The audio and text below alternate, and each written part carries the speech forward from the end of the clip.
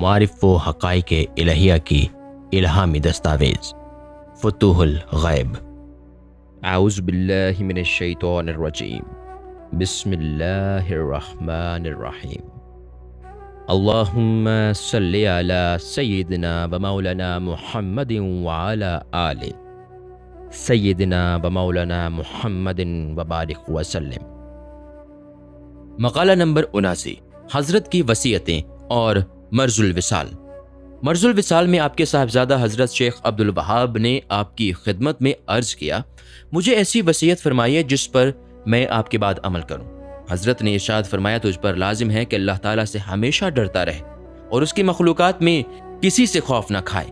اللہ کے سوا مخلوقات میں کسی سے اپنی امیدیں اور حاجات وابستہ نہ کر، اپنے تمام کاموں کو اللہ تعالیٰ کے سپرد کیے رکھ، اور اللہ کے سوا کسی پر بھروسہ نہ کر، اس پر توکل رکھ، اسی سے اپنی تمام ضروریات طلب کر، اور اللہ کے سوا کسی سے وثوق نہ رکھ کہ یہ شرک ہے۔ اللہ تعالیٰ کی ذات و صفات کے متعلق توحید کو پختگی سے اختیار کر، کیونکہ توحید باری تعالیٰ پر سب کا اجماع ہے۔ الہ واضح فرمایا، جب مومن کا دل اللہ تعالیٰ کے ساتھ اپنا تعلق درست و راسخ کر لیتا ہے تو عقیدہ عمل کی کوئی عمدہ صفت اس سے خارج نہیں رہتی۔ نیز فرمایا، میں ایک ایسا مغز ہوں جس کا پوست نہیں۔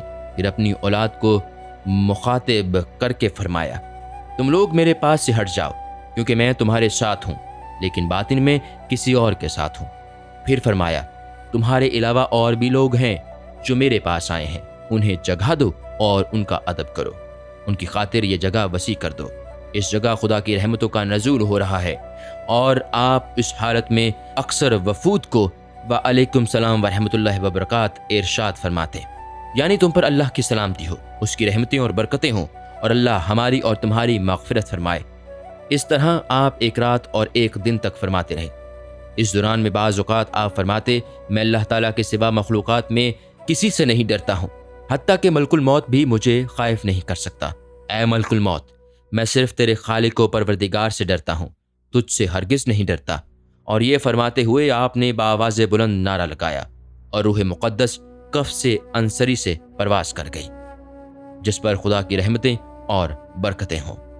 مجھے آپ کے صاحبزادوں حضرت عبدالرزاق اور حضرت موسیٰ نے بتایا کہ وصال سے بیشتر آپ اپنے دونوں ہاتھوں کو مصافحہ کے طور پر اٹھاتے اور دراز فرماتے تھے، اور ساتھ ہی یہ ارشاد فرماتے تھے، وعلیکم السلام ورحمۃ اللہ وبرکاتہ۔